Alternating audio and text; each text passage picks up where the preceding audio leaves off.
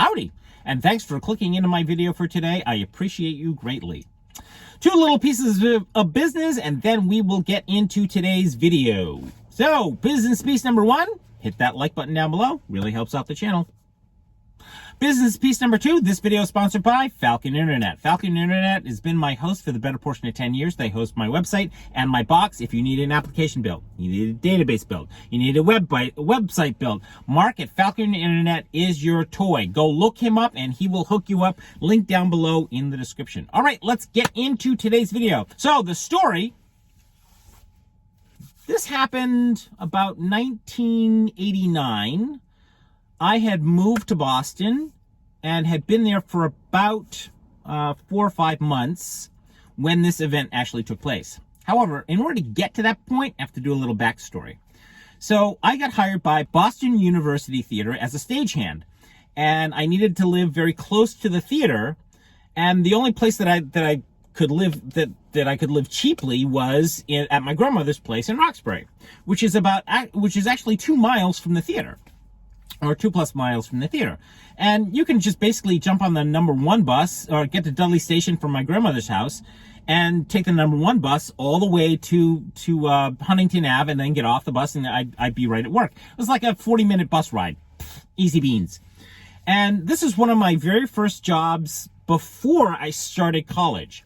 So I started college, I should say in between college. I had gone to Cape Cod Community College, and then I went to Northeastern University. So I got accepted to Northeastern University and needed to start, but I deferred my enrollment so that I could earn a little bit of money, and then go and then start later on. So when I moved in, she said to me, "I'm happy to have you here. So there are 2 rules for you to be here." Only 2 rules. One is be on time for dinner, and dinner's promptly at 6 o'clock. Rule number 2 is if you're going to be late or you're going to be out late, call me ahead of time just so that I don't worry. I said, okay, I can do that. Went right over my head. Did not faze me. About 3 or 4 weeks goes by, and not only did I not call, I didn't come home until the next morning. I came home, went upstairs, said, "Hi, Grandma," and she had her newspaper in front of her and her glasses on, and she did one of these. She folded the paper over, and then her glasses slid down her nose, and she did one of these.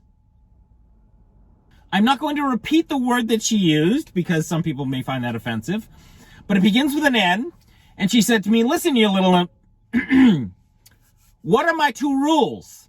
And I said, 2 rules? What are you talking about?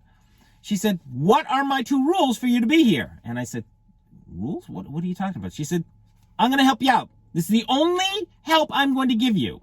Dinner is at 6 o'clock. And I went, "Oh, yeah, right. I'm really sorry. What's the second rule?" "I'm supposed to call." "Did you do either one of those?" "No, I didn't." She said, "Make sure it doesn't happen again. That's your only warning."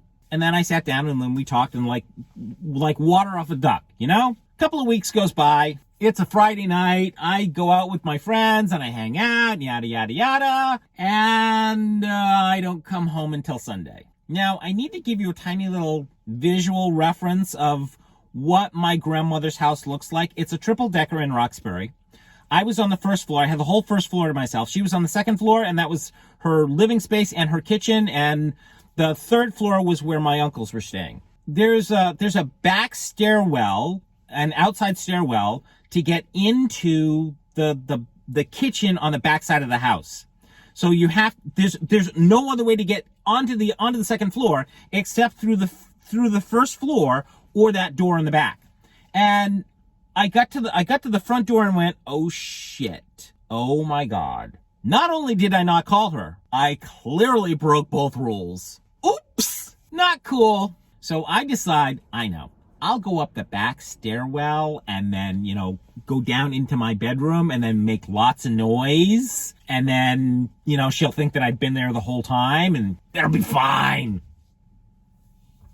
Just let me give you a visual reference. So going up the back stairwell, when you get to the back door, there's, from your perspective, when you come in the doorwell, there's a refrigerator sitting here and a freezer sitting here. And there's this little tiny opening. And then the kitchen is over here. So refrigerator here, and kitchen over here. And there's this little tiny, there's a little tiny opening that gets you into the kitchen. Yes? So you come up the stairs and then go in the door, and then you hit the refrigerator. Yes? Or you come around the refrigerator.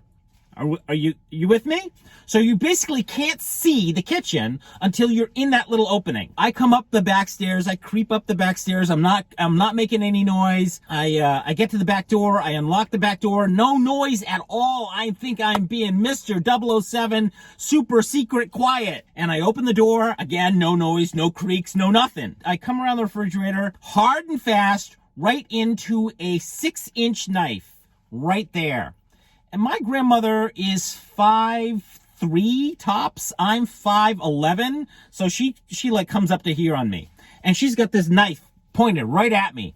And she said to me, and I'm going to use that word, begins with an N. She goes, listen to me a little. What are my 2 rules? I went, be home for dinner. And she said, what's the second rule? Call if I'm not going to come. And she went, good. I'm glad you remembered that. So when I explain to your mother why I have sliced you in half and put you in your grave, she will understand why. So she starts to do this with her knife, and I'm like, oh shit, I'm gonna die. And she brought it right to my nose. And she said to me, don't do it again. And then at that moment, right at that moment, my grandmother looked me in the eye, winked at me, and then said, Scamp, get out of here. Dinner's in an hour. That is the only time that I recognized, or I realized right at that moment, that my grandmother loved me. Up until that point in time, I had the deepest fear of my grandmother. Anytime she spoke to me, I basically hid under the carpet. And I spent months sitting next to my grandfather trying to figure out who my grandmother was. Just clearly he figured her out, and I couldn't figure her out. So I basically would sit with my grandfather, watching soap operas and peppering him with questions about my grandmother. And when my grandfather passed, I basically sat with my grandmother every day. It was because I honestly wanted to get to know my grandmother. Because at that point in time, I basically had, up until that point in time, I didn't know her. I honestly didn't know her, and I was deathly afraid of her. So these stories that I'm telling are a way to respect that. These are the things that she told me, and I would just want to share them. I've been telling these stories for years, and every time that I tell one, people are like, you should print these. You should write a book. So I thought, yeah, I should write a book. Nobody fucking reads. Nobody reads anymore. So years goes by, and I'm thinking, maybe it's a video, maybe a movie, maybe some kind of script. I don't know. And it strikes me, hey, wow, what a really cool idea. Why don't I tell the stories on YouTube? Telling them in tiny little 60-second snippets. Amelia Stories. Amelia Meets Phil, Part 1, Section 1.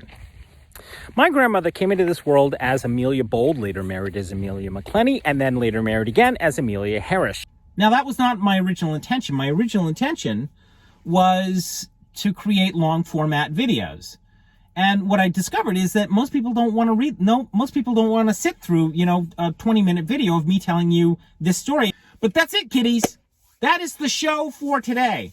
Thanks a bunch for listening. I appreciate your time, your patience, and your patronage. If you like this stuff, again, hit that like button down below. It really does help out the channel. Subscribe if you like. Unsubscribe if you don't. And I look forward to seeing you in the next one. Thanks a bunch for watching. Bye!